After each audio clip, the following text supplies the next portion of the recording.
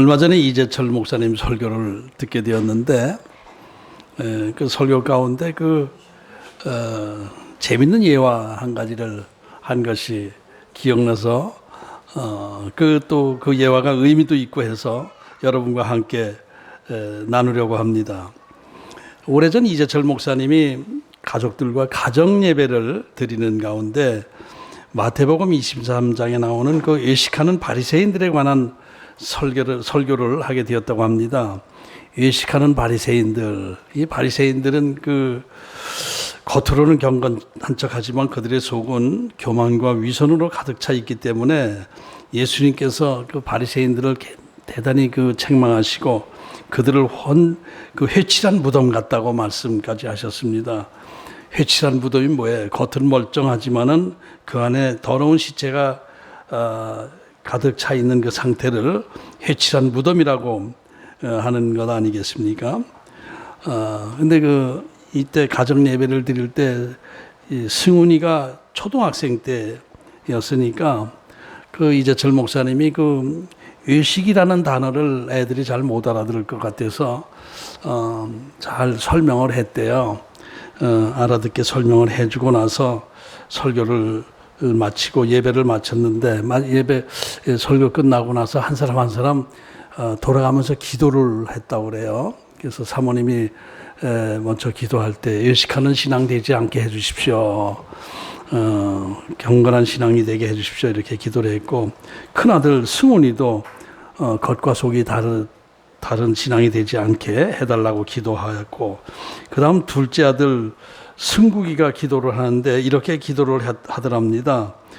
하나님 아버지, 아빠가 바빠서 우리 가족 외식을 못하는데 아빠에게 시간을 좀 주셔서 우리 가족 가끔 맛있는 식당에서 외식할 수 있도록 도와주세요. 이렇게 기도를 하더라는 거예요. 이 목사님은 나름대로 이렇게 아이들이 이해할 수 있도록 외식에 대해서 설명을 해 주었는데도 작은 아들은 아버지의 말을 이해하지 못하고 자기가 듣고 싶은 쪽으로 받아들여서 해석을 하고 그 외식을 식당에서 외식하는 것으로 받아들이는 것을 보고 상당히 많은 생각을 하게 되었다고 합니다. 우리가 성경에 기록되어 있는 진짜 의미를 바르게 이해하지 못하는 경우가 너무나 많지 않은가. 내 중심적으로 생각하다 보니까 성경에 기록되어 있는 우리에게 주시는 교훈의 말씀을 잘못 받아들이고 있는 것은 아닌가, 이런 생각을 하게 되어서 목사님들 자신부터 성경을 좀 더 깊이 있게 연구하고 묵상해서 하나님께서 우리에게 주신 진정한 의미를 바르게 전해야 하는데 그렇지 못하는 경우도 많고, 성도들은 또 성도들대로 또 성경에 기록되어 있는 모든 내용을 자신의 육신적 유익을 위해서 아전인수격으로 해석하는 경우가 너무나 많다라는 것을 깨닫고 스스로 더욱더 겸손하게 하나님의 말씀을 깊이 있게 연구하고 묵상하려고 애를 쓰고 있다, 이런 간증을 한 것을 들었습니다. 사실 많이 공감이 가는 얘기입니다. 우리 육신을 가진 인간들은 하나님께서 주시는 말씀에서 그 안에 깔려 있는 영적인 의미보다는 자기 자신의 육신적 유익에 더 초점을 맞추고 거기에 관심을 갖게 되는 경우가 너무나 많다. 그래서 이 시대 그리스도인들이 잘못된 신앙으로 인해서 세상 사람들로부터 이렇게 칭찬받지 못하는 경우가 많다라는 것을 생각하게 됩니다. 지난주에는 오병이의 표적에 대해서 우리가 묵상을 했는데, 이때 군중들은 이 오병이어의 기적을 경험하면서 예수님께 대해서 저분은 모세가 신명기에서 모세가 말씀했던 선지자가 맞구나, 우리의 육신적 어려움을 해결해 주실 분이 저분이시다, 이렇게 생각을 했습니다. 그래가지고 왕으로 추대하려고 막 흥분해서 예수님 주변에 더 몰려들게 된 것입니다. 지금으로 말하면 그 당시의 군중들은 예수님을 그저 경제 대통령감으로 생각하고 저분이 대통령하면 우리가 잘 먹고 잘 살 수 있을 것이다, 이런 생각을 했던 것이죠. 이때 예수님의 반응은 얼른 제자들과 군중들을 분리시키면서 빨리 배 타고 가버나움 쪽으로 너희들 가라. 어물어물하지 말고 빨리 배 타고 떠나가라 이렇게 하시고 예수님 자신은 기도하시러 산속으로 들어가셨다 이렇게 말씀하고 있어요.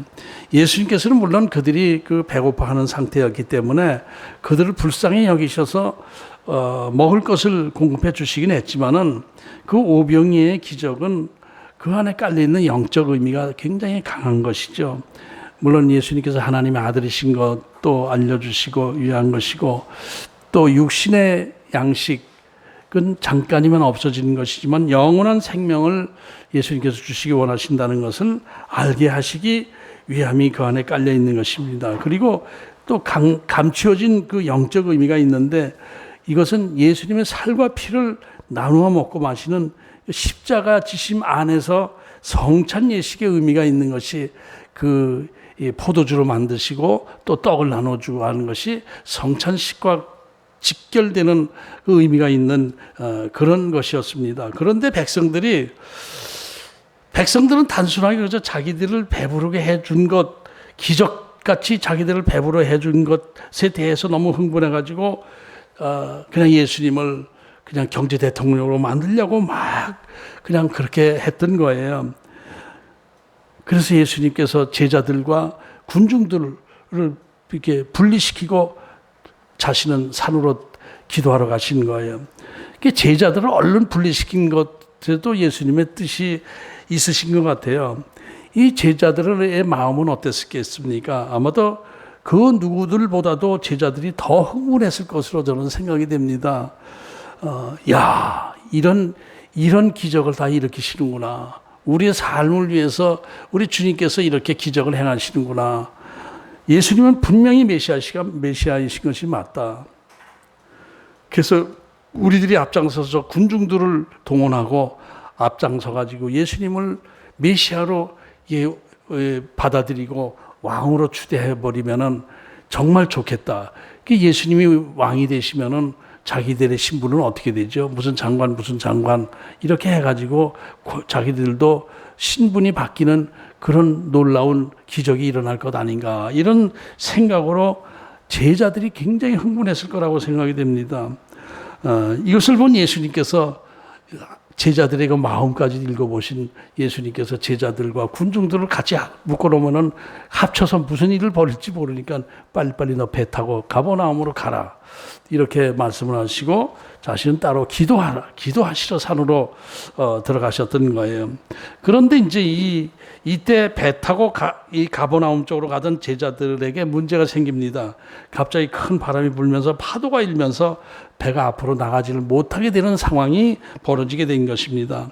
그래서 7, 8시간 동안을 바다 가운데서 앞으로 나가지 못하고 뒤로도 못 가고 그냥 꼭 묶여서 바다 가운데 묶여 있었는데 새벽녘에 예수님께서 바다 위로 걸어오셨고 예수님께서 배에 올라타시니까 바람이 멈고 또 쉽게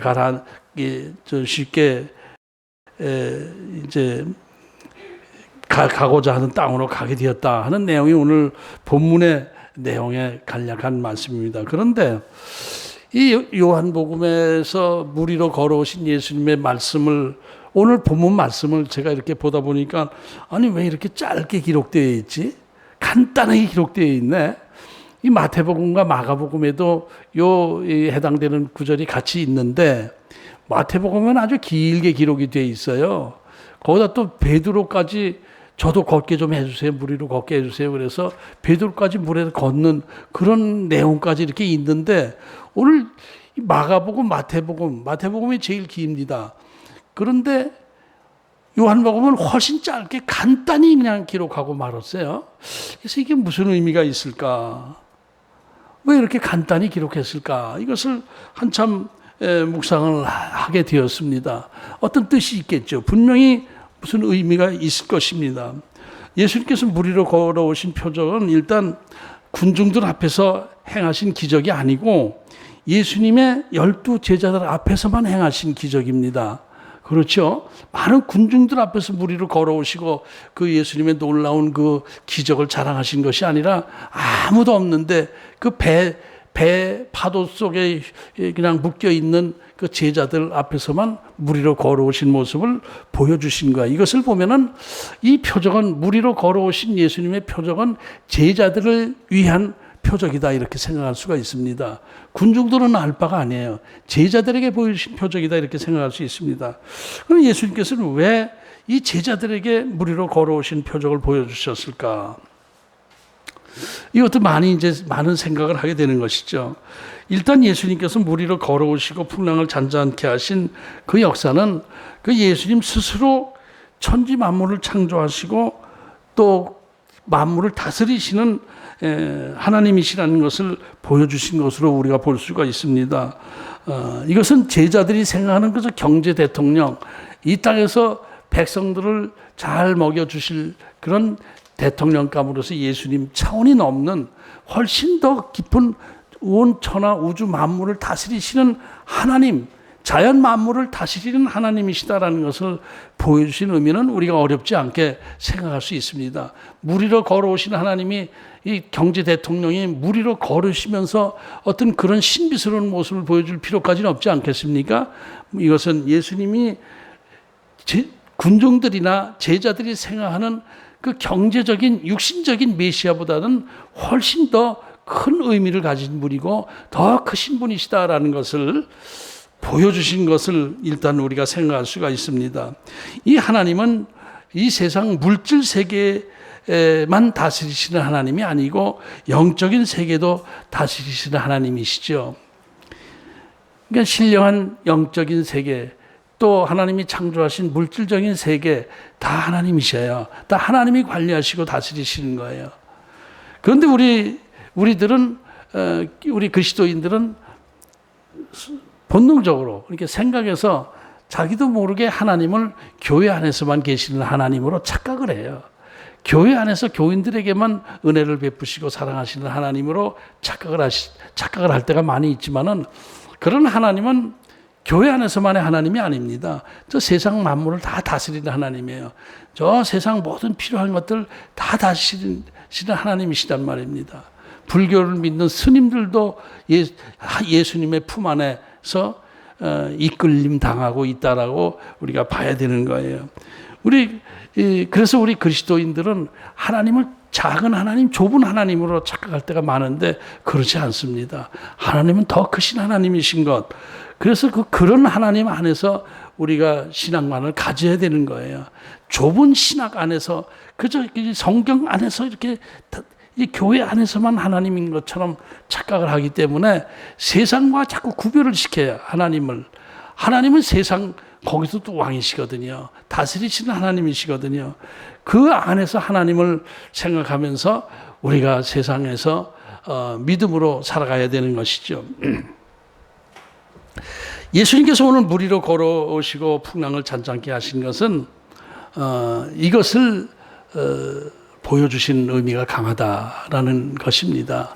물 위로 걸어오신 하나님은 내가 경제적인 너희들 먹고 사는 문제만 해결해주는 그런 존재가 아니고 이 우주 만물 자연 모든 것을 다스릴 수 있는 하나님과 동등된 존재가 바로 나다라는 것을 제자들에게 보여주신 의미가 있다고 봐야 되는 것입니다. 그런데 제자들은 이제 그때 그 과정에서 깨우쳤겠지만은 그런데 제자들은 왜 파도에 묶여서 쩔쩔매게 되었을까? 이제 물 위로 걸으시는 표적, 오늘 본문은 물 위로 걸으시는 표적과 또 배가 풍랑에서 역풍에 꼼짝 묶여서 못하는 것 두 가지를 해결하신 예수님의 표적을 설명하고 있는 것이죠.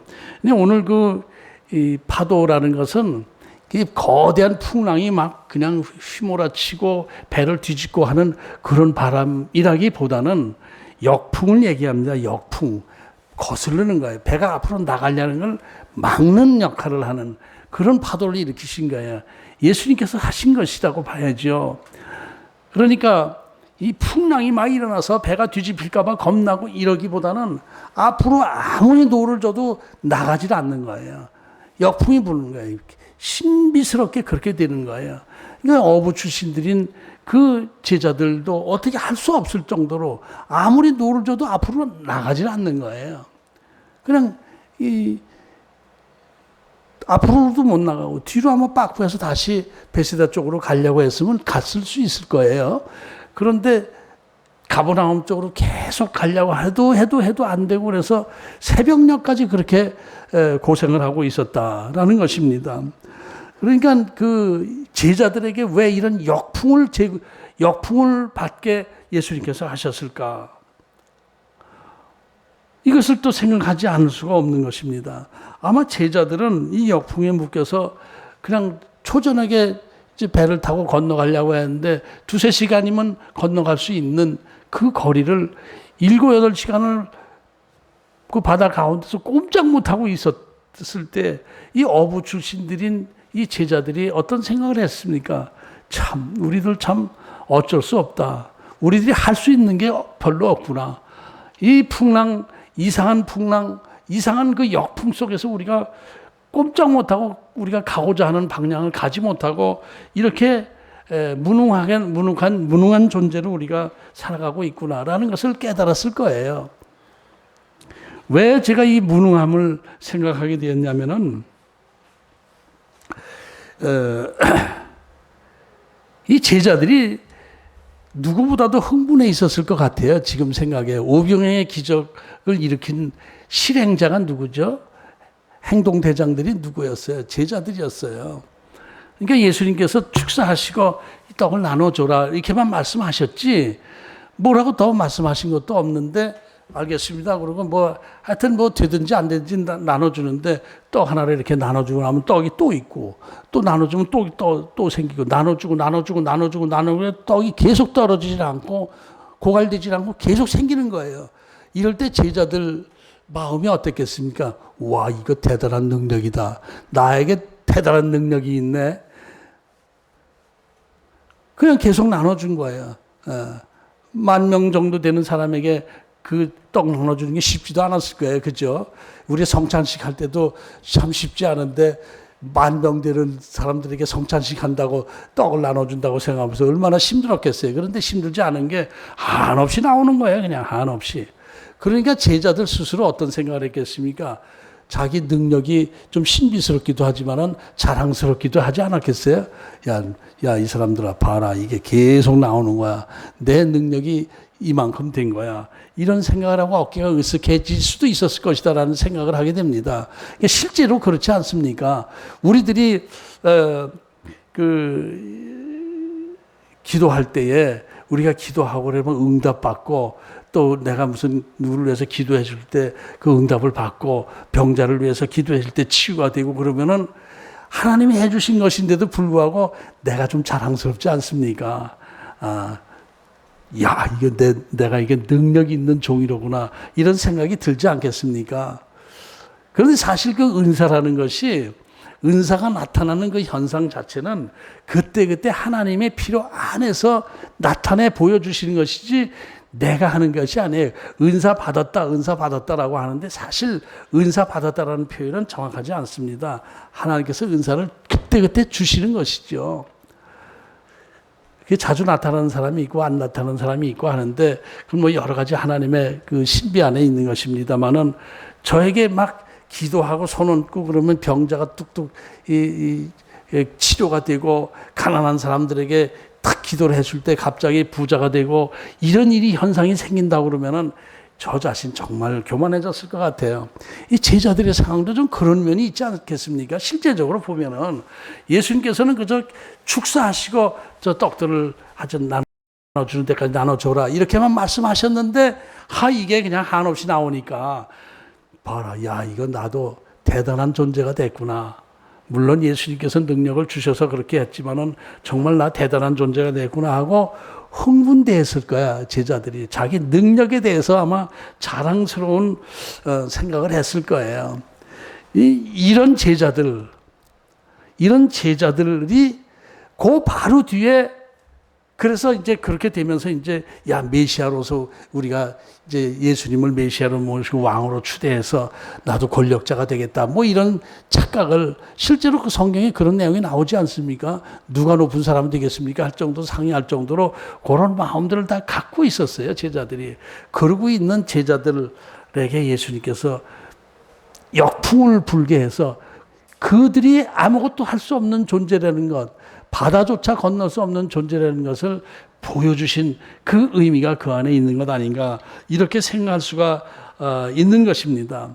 그래서 실질적으로 그 은사자들, 은사 받았다 능력자들, 이 은사가 잘 나타나고 그러면은 불의 종, 능력의 종, 뭐 이러면서 그 사람의 능력이 많은 것처럼 막 선전을 하고 기도원을 차리고 막 이렇게 하고 이렇게 하는데 제가 그 많은 은사자들을 따라봤고 기도원에서 그런 은사를 저도 좀 받아봤으면 해가지고 금식기도 하고 많이 그렇게 해봤는데 그런 과정 중에서 저는 하나님께서 안 주시더라고요. 교만해질까 봐 안 주셨는지 몰라도 잘 안 주시고 대신 그 말씀의 깨달음을 많이 주신 은혜를 제가 경험하고 있는데 그런데 그 뒤로 그 은사 받았다는 그 주의 종들 은사자들의 그 모습을 보니까 그들이 결코 이렇게 바람직한 믿음을 가진 그 열매를 맺지 못하는 경우가 많더라고요.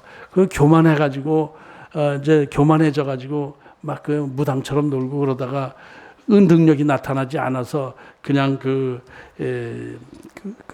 무능력한 종으로 버림받고 하는 거를 제가 많이 봤어요. 그 능력이 계속 나타나는 것도 아니더라고요. 안 나타나고 완전히 무능한 종으로 해서 그냥 스스로 망하는 그런 경우도 많이 있더라고요. 그래서 이게 예수님의 능력, 하나님의 능력이 내 안에서 나타난다 할 때, 여러분들에게 나타난다 할 때에도 절대로 흥분하거나 교만하면 안 돼요. 하나님께서 필요에 의해서 나를 통해서 역사하신 것이다. 이렇게 생각을 하고 말해야지.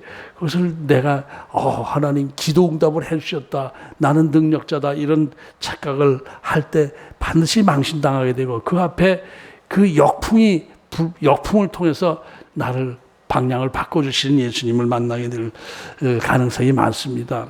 그래서 항상 겸손해야 됩니다.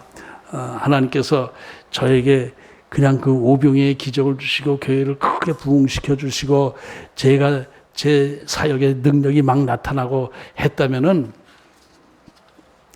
제 그 인격성으로 볼 때 어떻게 됐을지 좀 끔찍합니다. 제가 생각할 때 아이고 큰일 날 뻔했네 하는 생각이 들기도 해요.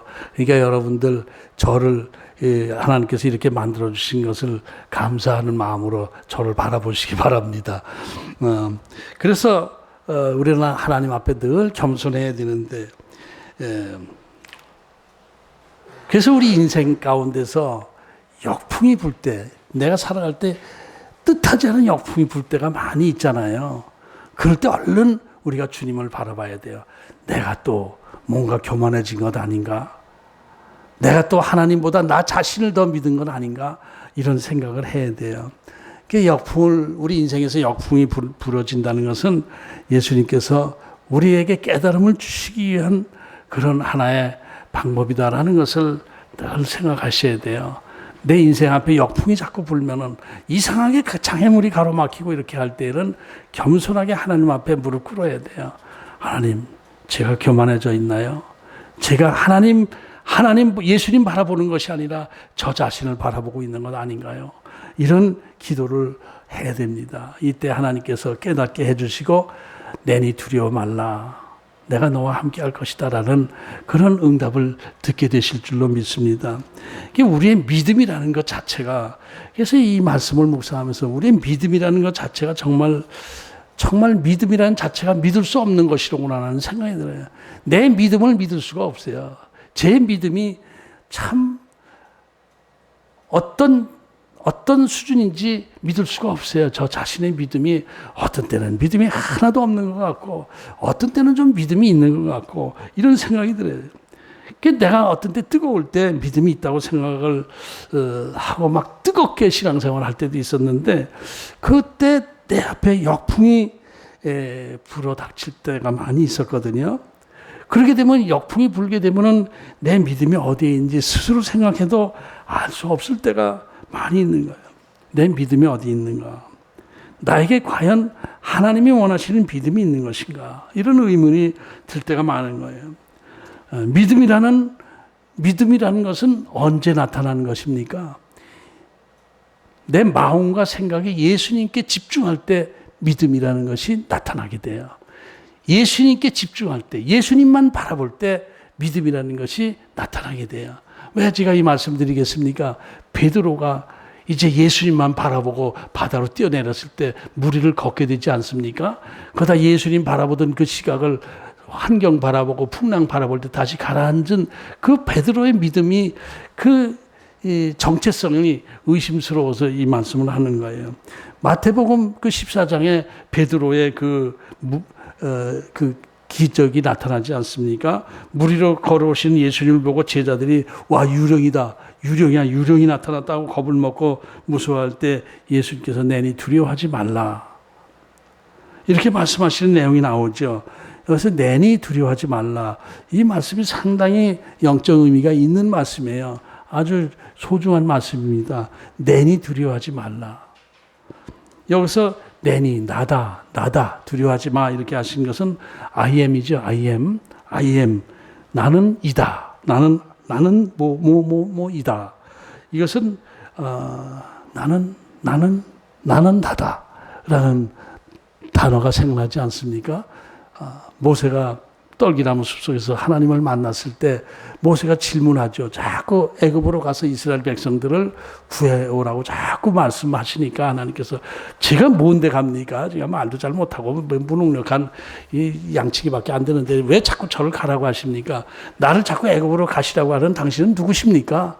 이렇게 할 때 하나님께서 뭐라고 그랬죠? I am who I am. 에흐에 아세르 에흐에 아세르 에흐에 나는 나야. 여기 깊은 의미는 나는 처음부터 끝까지 있는 처음부터 끝까지 나 스스로 있는 나야 이런 의미가 그 안에 포함되어 있는 것이죠. 내가 누구냐고? 나는 나라고밖에 설명할 수 없어. 왜냐하면 처음부터 스스로 있는 나니까 나를 뭐라고 설명하니? 나는 나야. 에흐에 아세르 에흐에 I am who I am. 나야, 그냥 난 나야. 그거 따로 설명할 수가 없어. 이렇게 하나님께서 말씀하셨죠.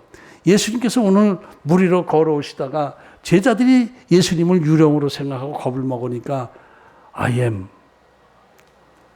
나야. 두려워하지 마. 이 말씀하신 것이 바로 내가 여호와 하나님, 바로 너희들이 기다리는 하나님이야.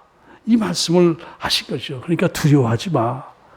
너희들이 역풍 속에서 두려워하고 있고 내가 유령인 줄 알고 두려워하고 있지만은 두려워하지만 나야. 나는 I am, 바로 I am who I am이야. 나는 바로 나야. 이 말씀을 하셨거든요. 이때 베드로가 딱 그걸 보고 와! 또 흥분한 거예요. 베드로는 열정이 있잖아요. 뜨거움이 있잖아요. 적극성이 있잖아요. 좀 덤벙대는 길은 있어도 그래도 적극성 있는 믿음이 있잖아요. 딱 보더니 와 나도 좀 저렇게 했으면 좋겠다 해가지고 진짜 주님이시거든 저도 무리를 걷게 좀 해주십시오. 이렇게 소리 지릅니다. 그럴 때 예수님께서 그래 와라. 이렇게 할 때 베드로가 무덤 그 배 안에서 그 흔들리는 배 안에서 바다로 탁 뛰어내렸죠. 예수님 바라보면서 뛰어내렸어요. 참 베드로의 믿음 대단하죠. 용기가 대단하죠. 베드로의 믿음이 대단하다. 이것은 좀 애매합니다. 믿음의 정체성이 좀 애매해요. 물론 베드로는 예수님이 와라라는 말씀을 믿고 신뢰하고 뛰어내렸지만은 그러나 그 뒤로 조금 있다 바로 빠져들어갔잖아요. 베드로의 믿음의 정체성이 애매한 거예요. 성경적 믿음이라고 보기에는 이것은 좀 애매한 부분이 많은 거예요. 지난번에 그 성경적 믿음에 대해서 잠깐 제가 말씀드렸죠. 히브리어로 믿음이 뭐죠? 에무나. 어머나가 아니고 에무나예요. 또 헬라어로는 피스티스. 이 믿음, 성경이 말씀하신 그 에무나라는 믿음, 그러니까 에무나와 피스티스를 같이 얘기하는 건 구약에서의 믿음과 신약에서의 믿음, 그러니까 히브리어의 믿음과 그 헬라어의 믿음이 다 같은 의미가 있기 때문에 에무나와 히브리어 에무나와 헬라어 피스티스를 같이 내가 표현한 거예요. 이게 뭐죠? 이 에무나 피스티스라는 단어에는 신실함, 성실함, 또 충성심, 또 겸손, 인내 이런 복합적인 의미가 다 포함되어 있는 단어예요. 그러니까 성경에서 믿음이라고 우리가 번역한 것은 그냥 와 하고 믿습니다 하고 뛰어내리는 그거가 아니라 성실함, 신실함, 충성심, 또 인내심, 겸손함 이런 것들이 다 포함되어 있는 단어를 믿음이라고 해야 되는 거거든요. 그러니까 베드로가 여기서 주여 저도 걷게 해주시죠. 와라. 알겠습니다 하고 팍 뛰어내서 탁 걷는 거 일시적인 믿음인데 이것은 믿음이라기보다는 흥분과 충동심 아닌가 이렇게 생각이 들어요. 그것이 믿음처럼 역할을 해서 물에 뛰어들었는데 금세 어이쿠 이건 내가 이게 어떻게 된 거야? 물에를 걷네? 이렇게 하면서 파도를 바라보는 순간 가라앉기 시작했던 것이죠. 그러니까 그 베드로의 충동감은 바로 가라앉아 버린 거예요. 베드로가 이제 바닷속으로 가라앉았다라고 하는 것은 믿음이 가라앉은 거예요. 순간적인 믿음이 가라앉은 거예요. 그래서 이 믿음, 에무나의 믿음, 피스티스의 믿음은 일시적 흥분, 충동과는 구별되어야 됩니다. 그 왜 이런 말씀을 드리냐 하면은 우리들이 감정이 충만할 때, 그냥 감정으로 충만해서 그냥 예수님으로 충만한 것 같을 때 그때 믿음이 내가 좋아졌구나 이렇게 착각을 할 때가 많은데 사실 생각해 보면은 그건 충동일 때가 많아요. 흥분일 때가 많아요. 감정 충만을 성령 충만으로 착각할 때가 많단 말이에요. 이 믿음은 오래가지 않아요. 금세 그 믿음이 가라앉게 돼요. 바닷속으로 빠져들게 돼요. 이게 진짜 믿음은 그래서 하나님께서 은혜로 부어주실 때 생성되어지는 것이고 이 믿음이 성화의 과정으로 계속 진행이 될 때 진짜 에무나의 믿음이 되는 것이고 피스티스의 믿음이 되는 것입니다. 우리나라의 교회에서도 한때 이게 으쌰으쌰하는 그런 뜨거운 믿음을 가질 때가 많이 있었는데 굉장히 그때 믿음이 좋았던 것 같고 기적도 나타나고 그렇게 됐습니다만은 그것이 오래가지 못했어요. 성화로 바뀌지 않았어요. 예수님을 믿는다고 하면서 우상숭배적인 믿음 안에서 머물고 말면서 우리 교회가 이 시대 이 세상 사람들로부터 칭찬 듣지 못하는 상황이 됐던 것입니다. 그래서 진짜 믿음은 그 에무나의 믿음, 피스티스의 믿음, 정말 겸손한 믿음, 신실함, 충성심, 인내하는 믿음 이런 것을 가지고 성화의 길을 계속 나아가는 것 이것이 진짜 믿음인 거예요. 베드로의 그 물에 바다로 뛰어내린 믿음은 사실 믿음이라기보다는 일시적인 충동이었다고 볼 수가 있습니다. 그래서 바다에 바로 빠진 거예요. 그럴 때 이제 또 구해주세요, 구해주세요 그럴 때 예수님께서 얼른 손을 내밀어서 구해주시잖아요. 내니 염려하지 마. 이 믿음이 작은 자여. 왜 그렇게 의심을 하니? 왜 이렇게 의심이 있어? 의심이 많이 있다는 것은 믿음이 적다는 것이죠. 의심이 없다는 것은 믿음이 강한 거예요. 의심이 자꾸 내 안에 있을 때에는 그 믿음의 그 정체성이 한계가 있다 이렇게 보면 되겠습니다. 이 베드로가 믿음으로 뛰어내렸다가 다시 바닷속으로 푹 빠지게 된 것 이것은 일시적인 충동, 자기가 착각했다가 그 믿음의 본질이 드러난 것이다. 이렇게 볼 수가 있는 것입니다. 여기서 우리가 저 자신이 그 베드로의 그 바다에 뛰어내리는 그 상황에서 그 베드로의 믿음을 묵상하게 되는데 나의 믿음은 과연 이 베드로와 비슷한 믿음, 감정에 치우치는 믿음이 아닌가. 감정이 어떤 그 흥분된 상황, 충동적인 그 믿음에 내가 묶여 있는 것은 아닌가. 실제로 하나님 앞에 겸손하게 충성하는 그 믿음으로 성화되어 가는 믿음이 아니라 그저 그때그때 감정 충만한 그 충동감에 의해서 하나님을 믿는 믿음으로 착각하고 있는 건 아닌가. 그래서 왜 그러냐면, 그래서 그 연속성이 없어요. 믿음의 연속성이 없어요. 믿음이 자꾸 끊겨요.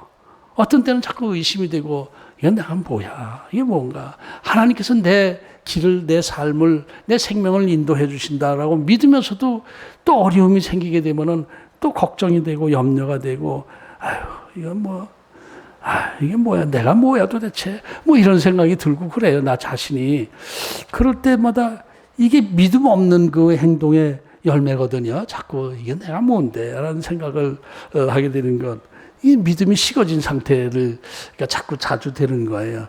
이것이 바로 내가 베드로의 믿음, 뛰어내리는 믿음은 있지만은 그러나 또 다시 의심하는 그 믿음으로 바뀌는 것. 이게 베드로의 그 충동감, 이것을 나도 갖고 있는 것 아닌가, 이런 생각이 이렇게 들어요. 그래서 바른 믿음 안에 내가 좀 더 들어가야 되겠구나라는 생각을 했는데, 저 자신이 그 믿음이 뜨거워져 있을 때 진짜 그때는 정말 세상에 보이는 게 없었어요. 제가 진짜 은혜 받고 뜨거워졌을 때는 그냥 진짜 흥분해 있었어요. 진짜 흥분해 가지고 아이고 큰 교회에서 그래도 소문날 정도로 큰 교회에서 소문날 정도로 그래도 그렇게 했거든요. 막 그냥 하여튼 큰 교회 담임 목사님 제가 귀에 들어갈 정도로 하고, 담임 목사님이 저를 기억하시고 이렇게 설교할 때 예화로 제 얘기도 할 정도로 그렇게 됐었어요. 굉장히 뜨거워요. 그때 진짜 전 믿음이 좋은 줄 알았어요. 근데 지금 생각해 보니까 충동적인 베드로와 같은 믿음 안에 있었던 것 같아요. 이게 이제 하나님께서 이제 초신자 때 제가 이제 하나님 앞에 뜨거워서 주여 저도 이 물 위로 뛰어내리게 해 주십시오. 저도 걷게 해 주십시오라고 할 때 그래 와라 해서 막 걷게 해 주시는데 정말 기적이 막 나타나는 게 내 삶 가운데 막 뭐든지 기도하는 대로 응답이 그렇게 되더라고요. 그때는 뭐 기도만 하면 응답이 돼. 큰 계약이 안 될 것 같은 계약인데 하나님 앞에 이 계약 하나님 되게 해 주옵소서. 그러면 안 될 것 같은 계약이 또 막 성사가 되고 막 이러는 거예요. 우리가 기도만 하면 모든 게 다 되니까 이야 하나님 정말 참 나를 사랑하시는구나 막 이렇게 되고, 그런데 이제 그렇게 되는데 이제 그 가운데 내 의가 그 안에 깔리게 된 거예요. 교만한 믿음이 그 안에 스며들기 시작했어요. 그래서 그 믿음이 좋다는 사람이 그 뭔가 좀 어려움이 풀리지 않고 역풍이 계속되고 할 때에는 내가 그 사람을 속으로 흉봤어요. 기도 안 해서 그래. 믿음이 없어서 그래. 믿음으로 기도하면 다 되는데 저 사람 믿음이 좋은 척 하지만은 믿음이 없어서 저 사람 계속 어려움이 생겨. 이렇게 생각을 했다니까요. 이것이 얼마나 어리석은 믿음이었어요. 충동적인 믿음 안에 있었습니까? 내 의에 사로잡힌 믿음이었습니까? 이런 정도가 됐었는데 그때 하나님께서 제 앞에 역풍이 불게 해주시더라고요. 잘 나가는데 역풍이 불게 해주시는 게 그렇게 기도만 하면 척척척척 이루어지고 기도만 하면 척척 되고, 그래서 그 사람들에게 내기까지 했다니까요. 이거 될 것 같아? 안 될 것 같아? 안 될 것 같아. 그래 그럼 내기하자. 내가 이거 기도할 테니까 언제까지 이게 되면은 너 나한테 어떻게 할 거야? 교회 나와야 돼. 그래 그거 되면 교회 나갈게. 그래서 내기하고 기도하고 그런 게 착착되고 그랬으니까 얼마나 내가 진짜 힘이 세요. 떡을 떼어주는 대로 그냥 막 계속 떡이 생기니까 야 이거 진짜 내가 능력 있는 사람이다. 오병의 기적이 막 나타나니까 그렇게 됐었어요. 그런데 이제 하나님께서 이렇게 보시더니 내 앞에 역풍을 불게 하신 거예요. 바람이 딱 가면서 꼼짝 못하게 하는 거예요.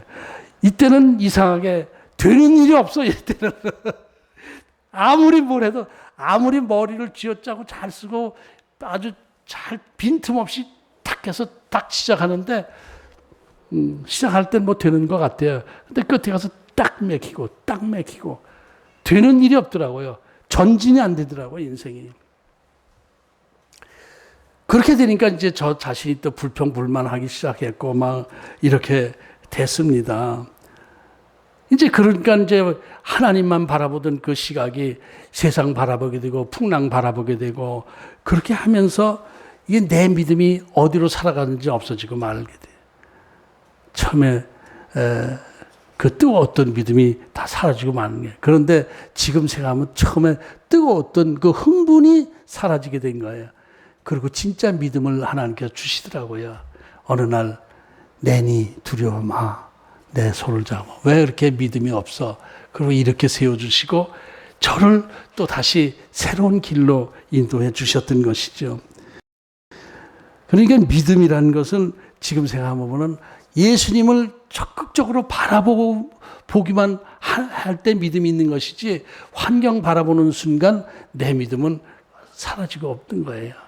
그래서 어떤 어려움이 있고 내 안에 어떤 역풍이 불다 하더라도 하여튼 이 꼰투 선수들이 이렇게 할 때 테스트 하잖아요. 꼰투 선수 테스트. 눈앞에 이렇게 주먹을 이렇게 눈 안 감아요. 그 사람들은. 근데 보통 사람은 이렇게 하면 눈 이렇게 감잖아요. 근데 이 꼰투 선수는 이렇게도 눈 안 감아요. 우리도 그런 믿음을 가져야 돼요. 눈앞에 주먹이 와도 눈을 감지 않는 그 믿음.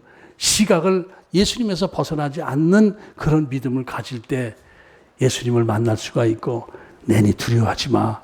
내가 너를 지켜줄 거야. 이렇게 말씀하시는 것입니다. 이 믿음을 우리가 가져야 돼요. 그래서 그때 다시 믿음이 다시 회복되면서 제 믿음이 육신적 믿음에서 영적 믿음으로 한 단계 업그레이드 된 거예요.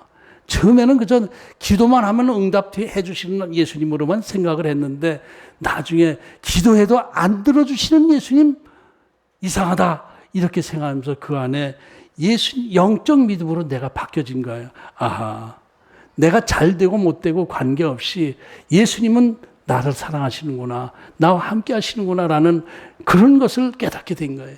예수님은 나의 육신적인 문제만 해결해 주시는 하나님이 아니시라 나의 영적인 영생의 구원을 위해서 나를 이끌어 가시는 하나님이신 것, 이것을 깨닫게 되었고 그렇게 되면서 제가 다시 이 인생의 방향을 바꾸게 된 것이죠.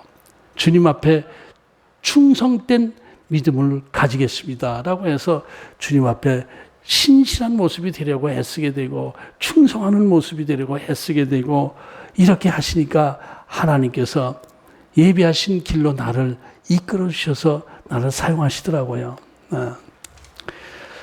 예수님의 제자들 그 오병이의 사건을 통해서 흥분되고 아주 그냥 충동적인 믿음으로 자기가 무엇인지 할 수 있다고 생각했을 거예요. 떡 떼어준다고 생각해 보세요. 여러분들이 떡을 떼어주는데 한없이 자기 손에서 떡이 나온다고 생각해 보세요. 와, 대단하구나. 이런 생각을 했지 않았겠습니까?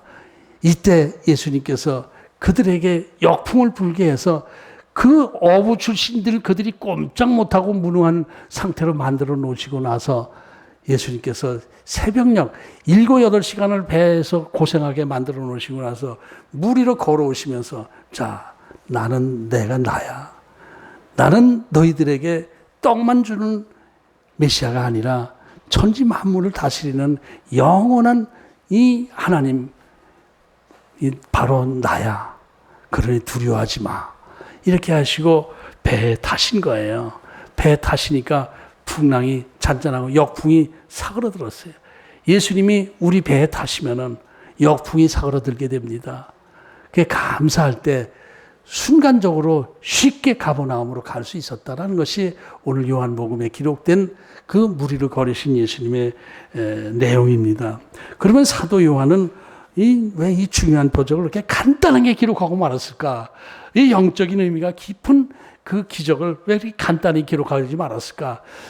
이건 뭐 제가 그냥 한참 묵상하고 했을 때 그런 생각이 퍼뜩 들더라고요. 사도 요한이 이걸 기록하면서 좀 창피했던 것 같아요. 아유, 내 믿음이 이렇게 충동적인 믿음에 머물러 있었고 내 그 교만한 믿음 안에 있었고 예수님 바라보기보다는 환경을 바라보는 믿음, 그저 육신적 떡 나눠주는 어떤 그 기적에만 내가 말려들고 있었을 때 주님께서 우리를 훈련시키는 과정이었구나. 아유, 창피하니까 간단히 적자. 이렇게 해서 간단히 기록한 것 아닌가. 이 생각을 했습니다. 부끄러워서 간증하기가 좀 부끄러웠던 거 아닌가 이런 생각이 듭니다. 이 제자들의 흥분과 충동적인 믿음을 예수님께서는 겸손과 온유의 믿음으로 바꿔주시기 위해서 풍랑을 일으키게 하고 역풍을 불게 하시고 바다 위로 걸어오시면서 나는 너희들에게 떡만 제공해주는 메시아가 아니라 천지 만물을 지으신 하나님과 동등된 신분이야 라는 것을 보여주시면서 내니 두려워하지 마. 그리고 그들을 일으켜 주셔서 가버나움으로 인도하신 예수님. 그 예수님이 바다 위로 걸어오신 예수님의 표적이다. 이런 교훈을 생각해 봅니다. 기도하겠습니다. 하나님.